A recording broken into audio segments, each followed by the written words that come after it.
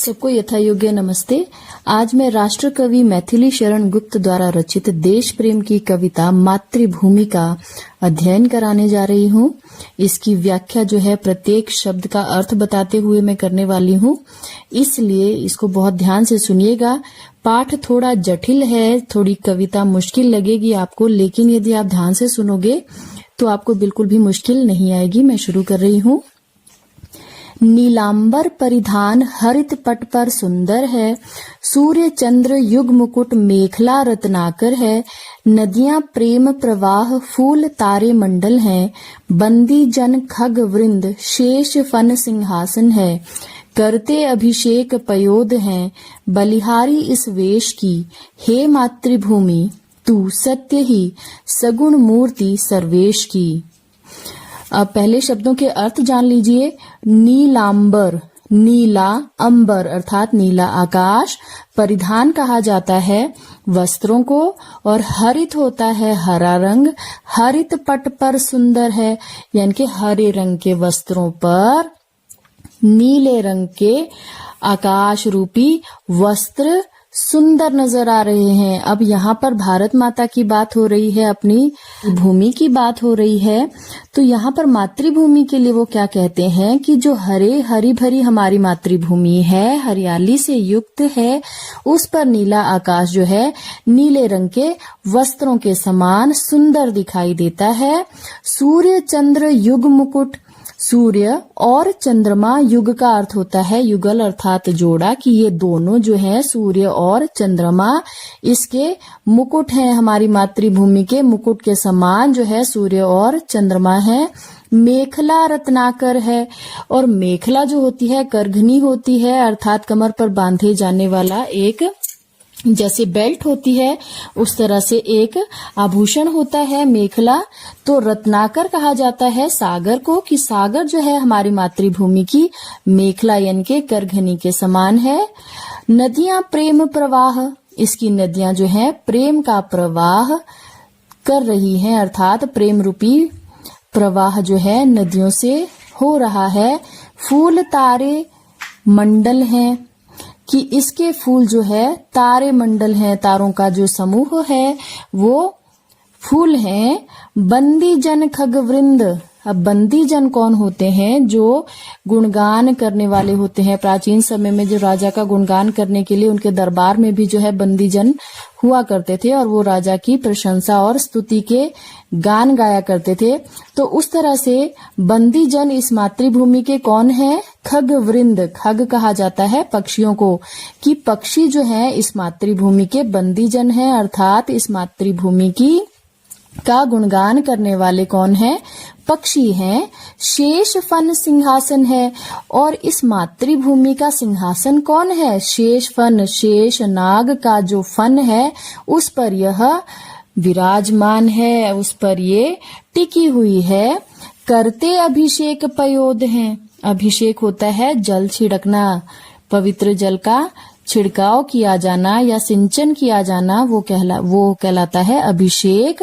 और पयोद होते हैं बादल, कि इस मातृभूमि का बादल अभिषेक करते हैं, अर्थात बादल जो है इस मातृभूमि पर पवित्र जल छिड़कते हैं। बलिहारी इस वेश की, हे मातृभूमि तू सत्य ही, सगुण मूर्ति सर्वेश की।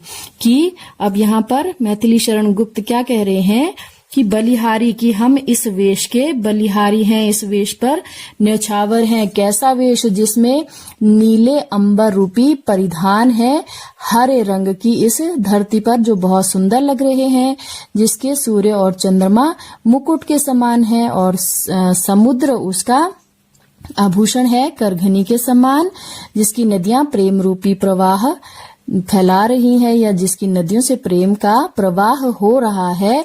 और तारा मंडल जो है इसके फूलों के समान है, इसके बंदी है खग वृंद अर्थात पक्षी, और यह शेष नाग के फन पर विराजमान है। इसका अभिषेक बादल कर रहे हैं। इस तरह की इस मातृभूमि का मैं बलिहारी अर्थात इस पर मैं न्यौछावर हूँ। तू सत्य ही सगुण मूर्ति सर्वेश की अर्थात तुम स्वयं सत्य ही अर्थात सचमुच तुम ईश्वर का साकार रूप हो।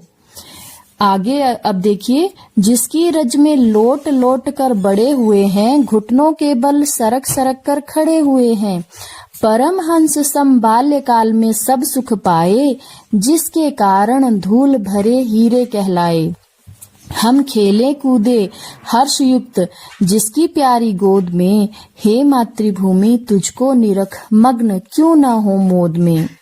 अब यहाँ पर वो क्या कह रहे हैं कि जिसकी रज में, रज कहा जाता है धूल को, कि जिसकी धूल में लोट लोट कर बड़े हुए हैं, अर्थात लोटपोट होकर जिस धूल में हम खेल खेल कर बड़े हुए हैं, और घुटनों के बल सरक सरक कर खड़े हुए हैं, अर्थात जिस मातृभूमि की मिट्टी में हम घुटनों के बल हमने सरकना सीखा है और खड़े होना सीखा है।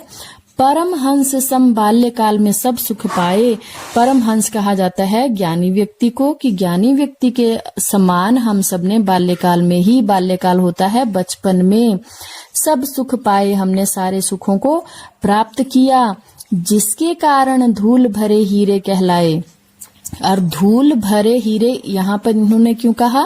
क्योंकि इन्होंने कहा कि हम धूल में खेल खेल कर ही तो बड़े हुए हैं, घुटनों के बल सरकना हमने इस धूल में ही सीखा है, इसलिए हम जो है धूल भरे हीरे कहलाए। हमने बाल्यकाल में सारे सुख जो है इस मातृभूमि की रज में, इस मातृभूमि की धूल में जो है लोट लोट कर हमने सारे सुख प्राप्त किए हैं, इसीलिए हम जो है धूल भरे हीरे कहलाते हैं। हम खेले कूदे हर्षयुक्त, हर्ष होता है खुशी प्रसन्नता के साथ, हम प्रसन्नता के साथ खेले कूदे, जिसकी प्यारी गोद में, जिस मातृभूमि की प्यारी गोद में हम प्रसन्नता के साथ खेले कूदे, हे मातृभूमि तुझको निरख मग्न क्यों न हो मोद में।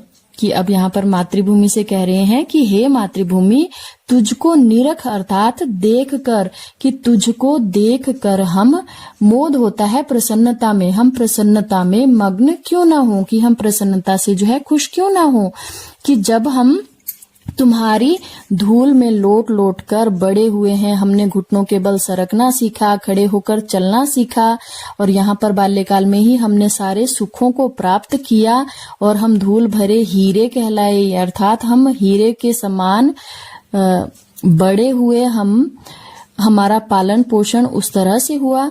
तो हम जब ऐसे इस तरह की इस मातृभूमि में हम खुशी के साथ जब खेले कूदे इस मातृभूमि की गोद में, तो तुझको देखकर हम खुशी से प्रसन्न क्यों ना हो। आगे इसमें क्या कहा है कि निर्मल तेरा नीर अमृत सम उत्तम है, शीतल मंद सुगंध पवन हर लेता श्रम है, षट ऋतुओं का विविध दृश्य युत अद्भुत क्रम है, हरियाली का फर्श नहीं मखमल से कम है, शुचि सुधा सिंचता रात में तुझ पर चंद्र प्रकाश है, हे मातृभूमि दिन में तरणी करता तम का नाश है। अब यहाँ पर इन्होंने क्या कहा है कि निर्मल तेरा नीर, निर्मल होता है साफ और स्वच्छ, तुम्हारा नीर अर्थात जल, अमृत सम उत्तम है, अमृत के समान उत्तम है, शीतल मंद सुगंध पवन हर लेता श्रम है, और शीतल मतलब ठंडी, और मंद धीमी धीमी, सुगंध, सुगंध होता है खुशबू, सुगंधित, पवन हवा, हर लेता श्रम है, श्रम कहा जाता है थकान को, कि तुम्हारी शीतल और ठंडी सुगंधित वायु जो है हर तरह की थकान को दूर कर देती है, हर लेना होता है दूर कर देना, दूर कर देती है।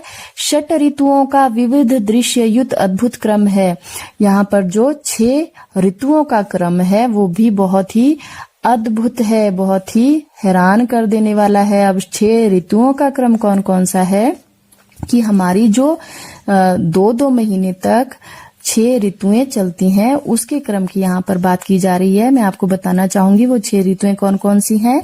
बसंत ऋतु, ग्रीष्म ऋतु, वर्षा ऋतु, शरद ऋतु, हेमंत ऋतु और शीत ऋतु। भारत में ये 6 ऋतुएं हैं और प्रत्येक ऋतु 2 महीने तक चलती है। तो यहाँ पर इन ऋतुओं का क्रम जो है बहुत ही अद्भुत बताया गया है कि 6 ऋतुओं का ये क्रम बहुत ही अद्भुत है।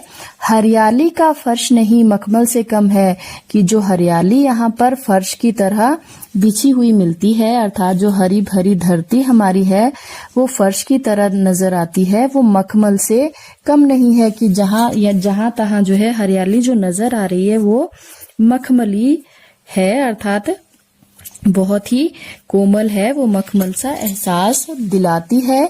शुचि सुधा सिंचता रात में, तुझ पर चंद्र प्रकाश है। शुचि होता है पवित्र और सुधा भी होता है चांदनी, अमृत। तो जो है तुम पर चंद्रमा का प्रकाश पवित्र अमृत का सिंचन करता है, अर्थात अमृत से तुम्हें सींचता है। कौन सींचता है? चंद्रमा का प्रकाश। तुम पर चंद्रमा का प्रकाश जो है पवित्र अमृत की वर्षा करता है। हे मातृभूमि, दिन में तरणी करता तम का नाश है, कि हे मातृभूमि, और दिन में जिस प्रकार से चंद्रमा रात में जो है अमृत के द्वारा सिंचन करता है, उसी तरह से दिन में जो है सूर्य, तरणी कहा जाता है सूर्य को, सूर्य जो है अंधकार का नाश करता है। तम कहते हैं अंधकार को, दिन में सूर्य तम का नाश करता है, अंधकार को हर लेता है, अंधकार को दूर करता है। आगे देखिए, जिस पृथ्वी में मिले हमारे पूर्वज प्यारे, उससे हे भगवान कभी हम रहे न न्यारे। लौट लौट कर वही हृदय को शांत करेंगे, उसमें मिलते समय मृत्यु से नहीं डरेंगे। उस मातृभूमि की धूल में जब पूरे सन जाएंगे, होकर भव बंधन मुक्त हम आत्म रूप बन जाएंगे। जिस पृथ्वी में मिले हमारे पूर्वज प्यारे, अब यहाँ पर अंत में क्या कहा जाता है कि जिस प्रकार इंसान जो है जन्म मरण के बंधन से मुक्त होकर जो है परलोक चला जाता है, तो यहाँ पर वो क्या कह रहे हैं कि जिस पृथ्वी में, जिस धरती पर हमारे पूर्वज प्यारे मिले, अर्थात जिसमें समा गए, उससे हे भगवान कभी हम रहे न न्यारे, कि हम उस धरती से, उस पृथ्वी से जो कभी अलग ना हो, हम भी उसी रज में मिलना चाहते हैं। लौट लौट कर वहीं हृदय को शांत करेंगे, कि जब हमारा अंतिम समय आ जाएगा तो हम भी वहीं पर अपने हृदय को शांत करेंगे। उसमें मिलते समय मृत्यु से नहीं डरेंगे, अर्थात जब हमारी मृत्यु का समय निकट आ जाएगा, हमें भी उसी पृथ्वी में मिलना है जहाँ पर हमारे पूर्वज जो है मिल गए थे, हमें भी उसी में मिलना है, और उसमें मिलते समय हम मृत्यु से, हमारे अंदर कोई भय नहीं होगा।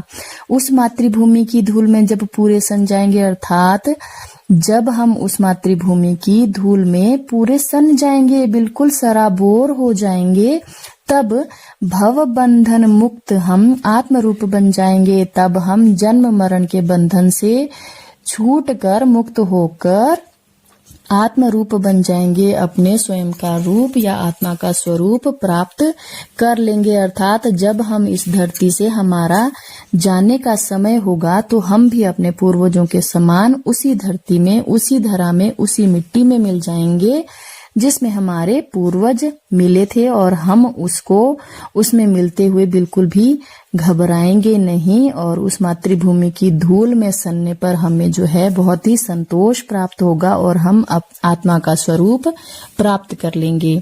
तो ये तो थी मैथिली शरण गुप्त द्वारा रचित कविता, जिसका शीर्षक था मातृभूमि। उम्मीद है आपको कविता बहुत अच्छी तरह से समझ आ गई होगी। फिर भी यदि आपको समझने में कठिनाई होती है तो मुझे कमेंट बॉक्स में जरूर बताइएगा, मैं आपको एक्सप्लेन करने की कोशिश करूंगी। इसके साथ ये वीडियो समाप्त होती है। धन्यवाद।